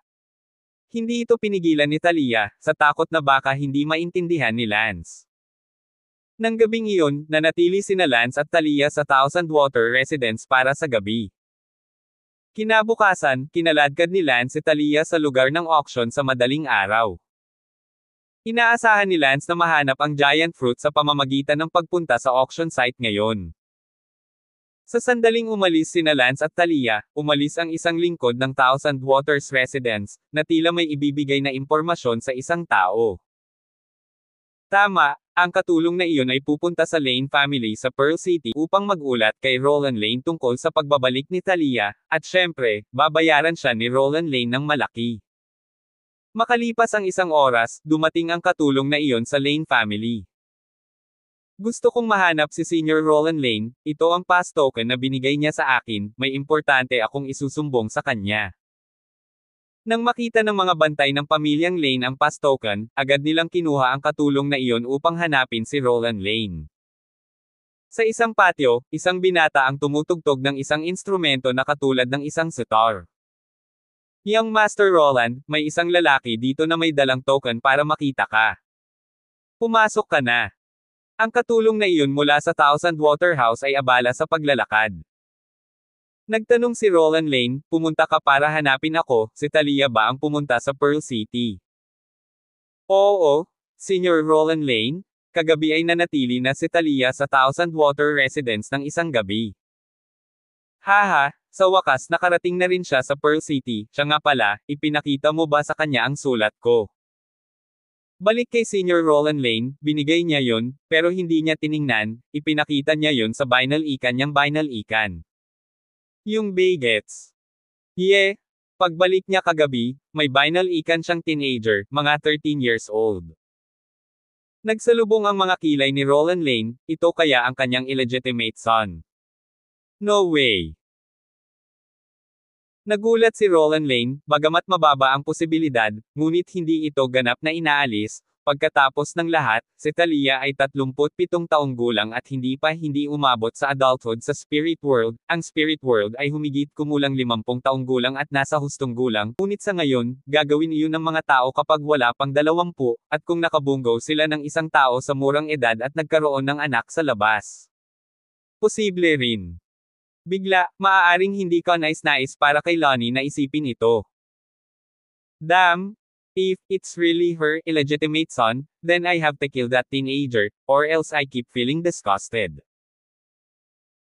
Ang lingkod na iyon ng Thousand Waterhouse ay abala sa pagsasabing, huwag kang mag-alala ni Senior Roland Lane, hindi ko akalain na ang teenager ay katulad ng illegitimate na anak ni Miss Talia, ito ay parang isang nakababatang kapatid na lalaki o iba pa. 1658. Buti naman, natakot talaga ang kapatid ko, para padalhan mo ako ng isa pang sulat. Oo. Sa sandaling ito, dumating sina Lance at Talia sa pinakamalaking auction house sa Pearl City. Sinabi ni Talia, ang auction house na ito ay binuksan ng isang pamilya mula sa Forces, kailangan mong maging mahinahon kapag pumasok ka, hindi ka dapat magdulot ng anumang gulo o. Isang pamilya mula sa Four Heavies ang nagbubukas ng auction house dito. Oo, normal lang iyon. O sige pasok ka at tingnan mo. Pagkapasok, isang lalaki sa ikawalong yugto ng Yuanying stage ang umupo sa counter ng auction room. Ang taong ito sa ikawalong yugto ng Yuanying ay napakalakas, tiyak na walang kalaban-laban si Lance, matatalo lamang ni Lance ang ikalawang yugto ng Yuanying sa sandaling ito, sa kondisyon na ang kabilang partido ay walang anumang mga middle-grade magic treasures, kung hindi, ang ikalawang yugto ng Yuanying ay hindi magagawang talunin siya. Ano ang gusto ninyong dalawa? Tanong ng lalaking nasa ikawalong yugto ng Yuanying. Sinabi ni Talia, maaari ba akong magtanong, mayroon ka bang giant fruit sa iyong workshop? Giant fruit? Naku, meron, pero isa lang sa ngayon, at may iba pang gusto bukod sayo. May gusto pa pala. Siyempre, ang taong gusto nito, ay nagparehistro 2 buwan na ang nakakaraan, at naghihintay na lamang ng iba na makipagkompetensya, kaya kung gusto mo, ayusin ko, itong giant fruit, na i-auction ngayong gabi. Ay ang anumang bagay ay dapat magkaroon ng hindi bababa sa 2 tao na nakikipagkompetensya para dito bago ito mailagay para sa auction, kung isang tao lamang ang nagnanais nito, hindi ito ibebenta, dahil kung mayroong 2 o higit pang mga tao na nakikipagkompetensya para dito, maaari ba itong i-auction sa mas mataas na presyo? Ngumiti si Lance, kung ayaw kong i-auction ito at gusto kong kunin na lang, ano sa palagay mo ang ideyang ito? Si Lance ay sawa na sa pagtitiis sa mga alituntunin ng ibang tao, si Lance ay may sariling mga patakaran, kahit na ito ay sa ibang tao. Ngumiti ang pangwalong yugto ng Yuanying na iyon na may nagbabantang mukha at sinabing, anak, sigurado ka bang hindi ka nagbibiro? At sigurado ka bang alam mo kung ano ang lugar na ito? Siyempre, narinig ko na ang lugar na ito ay pinamamahalaan ng isang pamilyang Forces. Kung alam mo yan, naglakas loob ka pa ring manggulo dito.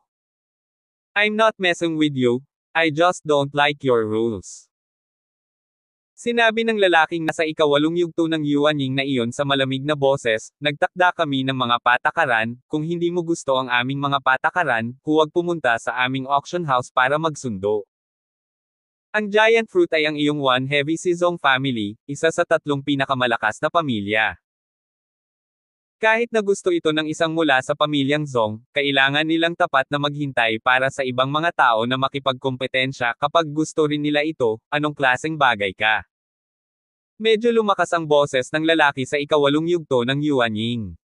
Si Talia ay abala sa pagsasabing, Lance, mauna na tayo. Natakot si Talia na baka magdulot ng gulo si Lance. Ngumiti si Lance, paano tayo makakaalis kung hindi pa natin nakukuha ang giant fruit? Kinuha ni Lance ang isang token mula sa kanyang pouch at sinabing, itong token, alam mo ba kung kanino iyon? Ang pangwalong yugto ng espiritual na pakiramdam ng taong iyon na si Yuanying ay nakilala ito, at abala siya sa pagsasabing, token ng pamilya ni Delphine, bakit kasama mo ito? Tama, ang token ni Lance ay kay Delphine. Sinabi ni Lance, huwag isipin kung paano ito nasa akin, gusto kong tanungin ka ngayon, sa mga koneksyon ng taong ito, kung maaari mong ibenta sa akin ang isang mukha at direktang ibigay sa akin ang giant fruit. Ito. Nagulat ang lalaki, karaniwan, sa mukha ni Delphine, tiyak na posible, pagkatapos ng lahat, na si Delphine, na nakahakbang na ng kalahating paa sa yugto ng kataas-taasan, ay hindi maglalakas loob na hindi ibigay ang mukha na ito. Kaya lang hindi niya alam kung anong relasyon ni Lance kay Delphine. Kailangan kong malaman kung ano ang relasyon mo kay Delphine at kung paano mo nakuha ang kanyang pamilya. Naku, wala ka bang pakialam sa relasyon ko sa niya, anyway, ako. Imposibleng agawin sa kanya ang token. Totoo yan. Kaya, ang token na ito ay hindi ko kailanman nakuha sa pamamagitan ng ilegal na paraan, senyor, iyon lang ang masasabi ko. Ang Yuanying na nasa ikawalong yugto ay nagsabi, sige, hindi ako mangangahas na tanggihan ang mukha ni Kuya Delphine, kung gayon, para sa kapakanan ni Delphine, ibibigay ko sa iyo ang giant fruit na iyon ng walang bayad, ang giant fruit ay bihira ngunit hindi mahalaga. Salamat, kakausapin ko si Delphine, ano ang pangalan mo? Nagulat ang lalaki na parang sinusubukang sipsipin si Yand. Don't get me wrong, bata. Binibigyan ko lang si Yand ng mukha, hindi sinusubukang sumipsip sa kanya. Magayos ka na. Hindi nagtagal, ang lalaki sa ikawalong yugto ng Yuanying stage ay nagutos na kumuha ng prutas. Inilagay ito ni Lance at naghanda na umalis. Sa sandaling iyon, ang lalaking iyon ay abala sa pagsasabing, may mga magagandang bagay sa auction ngayong gabi, iniisip ko kung gusto mong sumama at sumali sa kasiyahan. Magandang bagay? Anong magagandang bagay? Tanong ni Lance. Mayroong pangunahing superior artifact, ilang pang-apat na baitang at ika-9 na baitang na mga spirit pill, at syempre, ilang mga anting-anting na espiritu, lahat ito ay magagandang bagay. Good. If I'm free tonight, I'll come to see it. By the way, if I have something good, pwede ko bang dalhin dito for auction din? Syempre kaya mo, yung mga spirit stones na binibente mo, hatiin mo yan ng 82 sa auction house namin, ikaw 8, kaming 2. Syempre, maaari mo ring ipagkatiwala sa amin ang buong autoridad na ibenta ito, ang presyo lang ay magiging 50-50. Itim talaga, sige, alam ko, aalis muna ako. Hindi na makapaghintay si Lance na bumalik sa pagkain ng giant fruit. Ngumiti si Lance, kung babalik ako sa gabi, siguro lumaki na ako noon, hehe. Itinikom ng lalaki ang kanyang mga labi at hindi umimik, ang dahilan ng pagiging magalang niya kay Lance ay dahil sa mukha ni Delphine. Masayang lumabas ng auction room si Lance.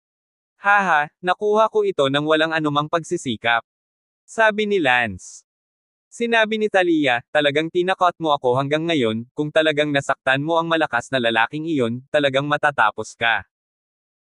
Honey, huwag kang mag-alala, mayroon akong pakiramdam ng pagiging angkop, kung ito ay talagang isang gawa ng paghahanap ng kamatayan, paano ko ito gagawin? Ngayon nakita mo, hindi ko nakuha ang giant fruit ng madali, o kung hindi, kailangan kong magbid laban sa kung sino man iyon, at wala akong mga spirit stone sa akin. Bago pa man ako pumunta rito, naisipan kong gamitin ang token ni Delphine para makuha ito ng nagkataon. Nga pala, paano ka nagkaroon ng identity token ng fourfold si Powerhouse? Si Talia ay abala sa pagtatanong. Well, ha. Balik ka mag-usap? Gusto ko munang lumaki, mamayang gabi, hehehehe, alam mo. Aba, napakasama ng ngiti. Tumitig si Talia, na para bang nahulaan na niya ang nilalaman sa likod ng ngiti ni Lance, medyo kinakabahan ang kanyang puso, tutal, hanggang ngayon ay isa pa rin siyang dilaw na bulaklak. Naiintindihan mo, matagal na akong nag-iisa, hindi ko nahahayaang mawalan ka pa ng laman. Sabi ni Lance. Nasty, who's lonely? You're the one who's lonely. Namula si Talia mo at pumikit. Hahaha. Tumawa ng malakas si Lance. Hindi nagtagal, bumalik sina Lance at Talia sa Thousand Water Residence. Pumasok si Lance sa silid at hindi na makapaghintay na kainin ang giant fruit. Tumayo si Talia sa pintuan at hindi pumasok. Matapos kunin ni Lance ang giant fruit, ang kanyang katawan ay parang umiinit, at parang may kirot sa lahat ng dako, na parang, ang kanyang mga kalamnan at buto ay mabilis na lumalaki, ang katawan ni Lance, na nakikita na, ay lumalaki sa isang nakikita. Wait! Bigla-bigla lang, si Lance ay tila lumaki ng 1 taon, at ang kanyang mga damit ay nagiging napakababanat, na parang hindi na niya ito maisuot. 1659. Wala pang 10 minuto, si Lance ay sumailalim sa isang matinding pagbabago. Ang kanyang taas ay mula sa mas mababa sa 1.6 metro, direktang lumaki sa humigit kumulang 188, at ang kanyang hitsura ay naging 20 taong gulang mula sa pagiging 13 taong gulang. Phew! Pakiramdam ni Lance ay hindi makapaniwala, ngunit sa wakas ay nabawi niya ang kanyang matandang hitsura noon at napakalamig. Tao sa likod ng moral na kaharian, ang kabataan ay tila nawala ng tuluyan, ngunit ngayon, ito ay sa wakas ay bumalik. Sinuri ni Lance ang kanyang katawan upang makita kung mayroong anumang pagkakaiba sa pag-inom ng giant fruit habang lumalaki, at pagkatapos ng tseke, nalaman na walang pagkakaiba, tulad ng normal na paglaki, bukod pa rito, pagsubok sa edad ng buto ni Lance, ang kanyang edad ay hindi na 13, kundi mga 20. Kaya, si Lance ay naging 20 taong gulang na ngayon upang maabot ang ika-5 yugto ng spiritual harmony. Sa katunayan, ang talento ni Lance ay medyo bumaba, ngunit ang pag-abot sa ika-5 yugto ng spiritual harmony sa edad na 20 ay sapat na ang lakas. Talia, pwede ka nang pumasok. Pumasok si Talia sa silid, pagkatapos makita si Lance, hindi napigilan ng kanyang bibig ang isang malambot na ngayon lang, si Lance na parang bata pa ang hitsura, sa pagkakataong ito, siya ang naging pinakapamilyar na adulto sa kanya. Impresyon. Lance. Nakita ni Talia na si Lance ay eksaktong kapareho ng kanyang naalala, at ang kanyang damdamin ay medyo naantig sa loob, na para bang sa pagkakataong ito ay ito na talaga ang kanyang hinihintay na ipasok ang kanyang damdamin. Kaya lang, ang mga dating damit ni Lance ay nabigo na magkasya at may chips, kaya sa ngayon ang kasuotan ni Lance ay mukhang kakaiba, na parang ang mga damit na hindi niya maisuot ay kailangang ibaba.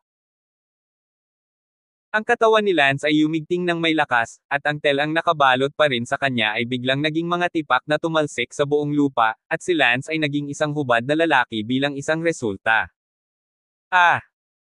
Napalingon si Talia sa kahihiyan, namumula ang kanyang mukha, abala si Talia sa pagsasabing, pupunta ako sa aking lingkod na maghanda ng isang set ng damit para sa iyo. Nais ni Talia na lumabas ng silid. Sa sandaling iyon, hinawakan ni Lance ang kanyang kamay at niyakap si Talia sa kanyang baywang. Ikaw. Ang mga damit ay darating mamaya, sa ngayon ang gabi ng tagsibol ay dapat na nagkakahalaga ng 1,000 ginto.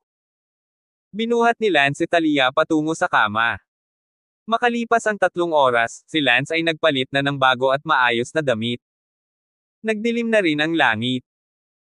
Naghahanda sina Talia at Lance na kumain, at sa panahong iyon, namumula ang mukha ni Talia, at si Lance ay nakatingin sa kanya habang kumakain, na para bang inaalala ng kanyang isip ang 1,000 gintong sandali ngayong hapon. Bakit ganyan ka makatingin sa akin? Napaawang ang labi ni Talia at sinabi. Pakiramdam ko na nanaginip ako, hinihintay ko ito sa loob ng daang taon, at ngayon, sa wakas ay naging akin ka na ng buo. Speechless. Nahihiyang ibinaba ni Talia ang kanyang ulo, talagang hindi siya makapaniwala, ang imahe ng hapong iyon ay palaging nasa kanyang isipan, nagtatagal, palaging nakakaramdam ng kasiyahan sa sandaling iyon. Si Lance at Talia ay mas malapit sa isa't isa pagkatapos ng insidente sa hapon. Sa oras na ito, lumapit ang isang katulong at nagsabi, Miss Talia, ang iyong sulat. May isa pang sulat mula sa akin, kung sinong tao. Nagsalubong ang mga kilay ni Talia. Kaagad na inagaw ni Lance ang sulat at tiningnan, kay Roland Lane na naman. Nagalit si Lance, itong si Roland Lane, talagang naghahanap siya ng kamatayan. Binuksan ni Lance ang sulat at isinulat sa loob, Talia, nabalitaan ko na pumunta ka sa Pearl City, na-miss ka ni Yi, bukas, libre man o hindi, abutan mo ako, hihintayin kita sa Shenxiang House, tingnan mo. You soon? I'm sure? Gusto mo ring malaman ang recent situation ko. Pinunit ni Lance ang sulat. Ipinadala ng lingkod na iyon ang sulat at agad na umatras, pagkatapos ay tahimik na umalis sa Thousand Water House at dumiretso sa Lane family. Nanlumo si Talia, nakakatuwa, naisip ba niya na magugustuhan ko siya bilang siya ang number 2 genius ng One Heavy Sea. Sinabi ni Lance, siguradong papatayin ko siya, nga pala, gaano kalakas ang Lane family sa One Heavy Sea, kung papatayin ko si Roland Lane, ano ang magiging reaksyon ng Lane family? Sa pagkakaalam ko, ang pinakamalakas na tao sa pamilyang Lane ay kasalukuyang tinatawag na Lan Yuan, Yuanying ikalimang yugto. Ang pangalawang pinakamalakas na tao ay tinatawag na Lan Ding, Yuanying pang-apat na yugto. Bukod pa doon, ang pamilyang Lane ay may 8 iba pang malalakas na tao na umabot na sa Yuanying stage. Pupunta ako, hindi mo ako tinatakot, ang 3 pinakamalakas na pamilya sa One Heavy Sea, at ang pinakamalakas na tao ay nasa ikalimang yugto pa lang ng Yuanying stage. Oo. Paano ito mahina? Ang lalaking nakita natin sa auction noong tanghali ay nasa ika-8 yugto na ng Yuanying stage. Ang taong iyon ay mula sa ika-4 na dagat, hindi ang unang dagat. Mukhang na-overestimate talaga ako ng One Heavy Sea. Yuanying 5th stage, maaari ka nang manalo ngayon. Hindi ako mananalo, matatalo ko lang ang ikalawang yugto ng Yuanying stage sa pinakamalakas ngayon. Pagkatapos mong patayin si Roland Lane, tiyak na papatayin kanila Lane family. Si Roland Lane ang pinakamagandang pag-asa ng pamilyang Lane na masira ang exaltation stage sa kasaysayan. Kapag si Roland Lane ay lumabas sa exaltation stage sa hinaharap, pagkatapos ay ang Lane family malamang na papasok sa ikalawang dagat, o maging sa ikatlong dagat. Kaya naman, napakataas ng katayuan ni Roland Lane sa pamilyang Lane. Isang exaltation stage lang, maganda rin siyang magkaroon ng history kung gaano kaina ang Lane family na ito. Kill. Tumayo si Lance. Puntahan mo si Roland Lane ngayon. Akala ko pupunta tayo sa auction site sa gabi. Patayin si Roland Lane bago pumunta sa auction house, pumunta ka, saan ang Sunken Fragrance House, manguna ka. Agad na nanguna si Talia, bagamat naniniwala din siya na ang pagpatay kay Roland Lane ay magiging mahirap sa maikling panahon, ngunit naiinis din siya kay Roland Lane, patayin mo na lang siya, sa pinakamasama, hindi na siya babalik sa Pearl City. Saglit. Sa sandaling ito, sa Sunken Fragrance House, isang buong araw na naghihintay si Roland Lane. Napakahusay ng katanyagan ni Roland Lane, kilala siya ng lahat ng nasa Incense House. Maraming tao ang nakakita kay Roland Lane na nakaupong mag-isa sa attic, naghihintay ng malungkot para sa isang babae, at naantig sa kanyang pagkagusto. Pinag-uusapan ito ng buong Sinking Incense House. May hinihintay na naman si Young Master Roland. Sa nakalipas na 2 taon, hindi mabilang na araw at gabi ang ginugol niya dito sa paghihintay sa isang babaeng hindi niya alam kung darating ito. Oo, ang tunay na pagmamahal ni Young Master Roland kay Talia ay nakaantig sa ating lahat. Umaasa talaga ako na alam ni Talia ang infatuation ni Roland Lane at pagkatapos ay naantig siya at masaya silang magkasama simula noon. Mapanalangin sinabi ng isang batang babae, na kumbinsi rin siya sa tunay na pag-ibig ni Roland Lane. Hindi pinansin ni Roland Lane ang mga talakayan ng iba, nakaupo mag-isa sa isang malungkot na lugar sa tabi ng bintana, ang kanyang mga mata paminsan-minsan, puno ng pag-asa na tumingin sa labas ng bintana, ngunit ang susunod na segundo na puno ng kawalan ay lumipat pabalik, kaya paulit-ulit, ang kanyang malungkot na figure. Ang buong tao ng Incense House ay tumingin sa sakit ng puso. Si Roland Lane ay isang dragon sa mga kalalakihan, isang henyong tao na may pinakamahusay na pag-asa na makalusot sa out-of-body stage sa One Heavy Sea, isang prinsipe sa puso ng libu-libong mga batang babae sa One Heavy Sea, isang lalaki na hindi mabilang na mayayamang pamilya ang lihim na nahuhulog sa pag-ibig, ngunit ngayon siya ay labis na nagbabantay sa ibang babae. Kung ako si Talia, tiyak na mamamatay ako. Ma'am, siguradong lumipat sa kamatayan. Talia, pupunta ba siya? 1660. 2 taon na, hindi pa ba naghintay si Roland Lane, bakit pa siya nagpakita, sigurado akong hindi siya darating. Labis akong natouch at nalulungkot para kay Young Master Roland. Sa kasamaang palad, mali ang hula ng grupong iyon ng mga bisita. Ngayon, darating si Talia. At hindi lang si Talia ang darating, maging si Lance ay darating, at kung wala pa, ito na ang huling pagkakataong maghihintay si Roland Lane.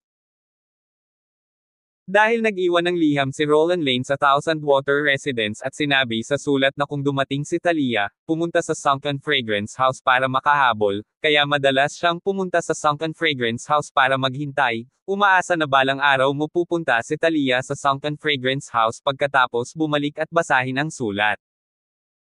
Dahil dito, naging madalas siyang bisita ng Incense House, at ang kanyang tinatawag na infatuation, ay kumalat lamang sa Pearl City. Ito rin mismo ang nasa isip ni Roland Lane, gusto rin niyang kumalat ang kanyang infatuation para mas maantig si Talia kapag nalaman niya ang tungkol dito. Sa ngayon, galit na galit sina Lance at Talia papunta sa Incense House. Ang hindi pagpatay sa babaeng naglakas loob na kunin si Lance ay hindi sapat para ilabas ang galit ni Tang. Hindi nagtagal, dumating si Lance sa Incense House. Nang pumasok sina Lance at Talia sa Incense House, tumingin ang lahat. Siyempre, si Lance ay hindi napapansin ng lahat, at ang mga mata ng lahat ay nakatuon kay Talia. Una, humanga sila sa kagandahan ni Talia, pagkatapos ay nagulat sila na talagang dumating si Talia. Wow! Nandito talaga si Talia. Ma'am, ang tunay na pag-ibig ni Young Master Roland ay sa wakas ay nagpalipat-lipat sa langit, noon lamang pinahintulutan ng langit si Talia na dumating. Naantig ang buong bisita ng Shenxiang House nang makita nilang dumating si Talia. Nagsalubong ang mga kilay ni Lance, naparito siya upang patayin si Roland Lane, ano ang ibig sabihin ng grupong ito ng mga bisita, nakakatuwang ibon. Sa oras na ito, isang lalaking nakadamit na parang amo ang lumapit at tumawa, Miss Talia, sa wakas dumating ka na, sa wakas ay inaasahan ka na ni Young Master Roland Lane dito. Ang isa pang lalaking may malaking tiyan ay nagsabi, oo, Miss Talia, sa nakalipas na 2 taon, madalas kang hinihintay ni Young Master Roland sa Incense House at pagkatapos ay bumalik na bigo, siya ay labis na nahuhumaling, talagang naantig sa aming lahat, at ngayon, ang tunay na pag-ibig tungkol kay Young Master Roland ay lumaganap sa buong Pearl City. Alam ng buong Pearl City na mayroong isang napakahusay na lalaki na naghihintay para sa isang babae sa Incense House. Sigurado ako na sa pagitan mo at ni Young Master Roland, ito ay ipapamana sa loob ng 1,000 taon. Nakaramdam ng pagkahilo si Talia, kung hindi lang ginawa niya iyon kasama si Lance kaninang hapon, maiisip niya kung buntis siya dahil sa sobrang pagkasuklam. Si Lance ay ganap na hindi pinansin sa gilid. Sa sandaling ito, gumawa ng paraan ang karamihan. Isang lalaki, na mabagal na naglalakad, ay si Roland Lane. Si Roland Lane na may kaunting katangahan sa kanyang mga mata ay lumapit kay Talia at mahinang tumawag, Talia, nandito ka na.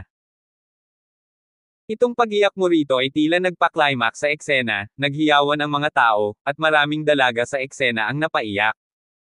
Maya-maya, tumahimik ito. Sinabi ni Roland Lane, Talia, 2 taon na kitang hinihintay sa Sunken Fragrance House, at sa wakas ay dinala na kita rito, mula nang maghiwalay ang Huso Forest, palaging nami-miss ni si Talia. Aw! Naduduwal si Talia at hindi maiwasang kumulo ng kaunti, para talagang buntis. Hindi alam ni Roland Lane na nakikita ni Talia ang kanyang pagduduwal, at naisip na may nangyari kay Talia. Abala siya sa pagtatanong, Talia, anong problema mo? Mahalaga ba ito? Tinapik ni Talia ang kanyang dibdib at mahinang sinabi, nakakadiri. Talia, bakit bigla kang naduduwal? May mali ba sa kinain mo? Mukhang nag-aalala si Roland Lane, na parang mas lalo siyang nag-aalala, mas magagalaw si Talia. Matalino si Talia at sinabing, hindi nagkamali ng pagkain, siguro, may reaksyon. Reaksyon? Anong reaksyon? Mukhang nagulat si Roland Lane. Talia said with a roll of his eyes, kalokohan, syempre maagang pagbubuntis reaction, hindi ba maduduwal ang nanay mo kapag nabuntis ka niya? Ano? Maagang pagbubuntis. Napatalon si Roland Lane sa narinig. Ang isang piraso ng nakapaligid na madla, na biglang nawala, ay nag-isip na ito ay isang nakakaiyak na kwento ng pag-ibig. Ngunit ano ba, ang pangunahing tauhang babae ay biglang sinabi ng maagang pagbubuntis, ito ay talagang parang butil na damo na nagiging lason, o isang magandang palayok ng sinigang, biglang nahulog sa butil ng tae ng daga. Ang aktwal na katotohanan ay makakakuha ka ng higit pa kaysa sa ilan sa mga ito gayon din ng higit pa sa ilan sa mga ito pati na rin ng higit pa kaysa sa ilan sa mga ito pati na rin sa marami pa. Si Lance ay tumatawa din sa loob ng mga sandaling ito, si Talia ay talagang napakasama, na ginagawang lahat ay naiinis. Lalo na si Roland Lane, ang kanyang buong katawan ay tulala sa sandaling ito. Nang makita ni Talia si Roland Lane na tulala doon, bahagya siyang nagtanong, ano ang hinahanap mo sa akin? Buntis lang ako, medyo malakas ang reaksyon ko, huwag mo akong yayain kung ayos ka lang, kailangan ko pa alagaan ang sanggol.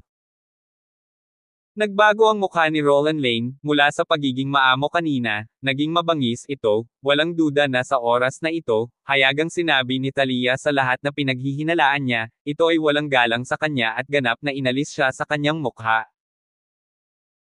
Higit sa lahat, silan galit na galit ang naramdaman ni 2 taon niyang hinintay si Talia, at bilang resulta, nabuntis siya, napakalaking biro, isang biro na talagang maipapasa sa paglipas ng panahon, at kahit na, ito ay maaaring maging kanyang demonyo. Galit na tanong ni Roland Lane, kaninong anak? Ang mga nanunood sa eksena, nang makita ang biglaang pagbabago sa painting, ay nagbo din. Sinabi ni Talia, syempre manliligaw ko ito. Sino ang manliligaw mo? Ilang taon ka na, at nakikipagtalik ka lang sa kanya. Halos umungol si Roland Lane, tumulo ang galit sa puso niya sa pag-iisip na unang beses ni Talia, o kahit na ang endagdag 100 time, wala na. Ngumuso si Talia, it's my business right, ibibigay ko ang buhay pag-ibig ko ng ilang beses, at hindi mo rin bagay iyon. Alam mo bang 2 taon kitang hinintay sa Sunken Fragrance House, sa 2 taon ito, naramdaman ko ang aking tunay na pag-ibig sa buong Pearl City at ipinasa bilang isang magandang kwento, ngunit ikaw, ganito ang pakikitungo mo sa akin. Ngumisi si Talia, nakakatawa ka, anong relasyon ko sa'yo, pero isang paglubog lang sa tubig, ikaw ang hindi marunong magkagusto sa akin, hindi man lang ako minamaliit. Ikaw. Talia, ikaw?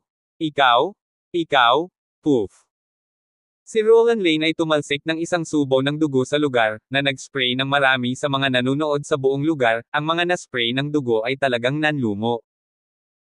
Pinunasan ni Roland Lane ang dugo sa gilid ng kanyang bibig at biglang nakita si Lance sa tabi niya, galit na nagtanong, siya ba? Oo, siya ang manliligaw ko. Galit na tiningnan ni Roland Lane si Lance. Dumura si Lance at sinabing, basura. Ikaw. Nang makita ni Roland Lane si Lance na tinatawag pa rin siyang basura, lalo siyang nagalit na dumura sa pangalawang pagkakataon. Nagulat din ang mga tao sa eksena, sino ba itong taong ito? Napakabaliw niya kaya naglakas loob siyang tawagin si Roland Lane na basura, hindi ba niya alam na si Roland Lane ang may pinakamaraming pag-asa na matamaan ang exit stage ng unang dagat? Siyempre, pinag-uusapan ang hinaharap. Sinabi ni Lance, Roland Lane tama, nakikita kong nasa ikalimang yugto ka rin ng spiritual harmony, kapareho ko ang antas, kaya binibigyan kita ng 2 pagpipilian ngayon. Una, makipaglaban ka sa akin hanggang kamatayan. Pangalawa, patayin mo ako. what they doing, keep on.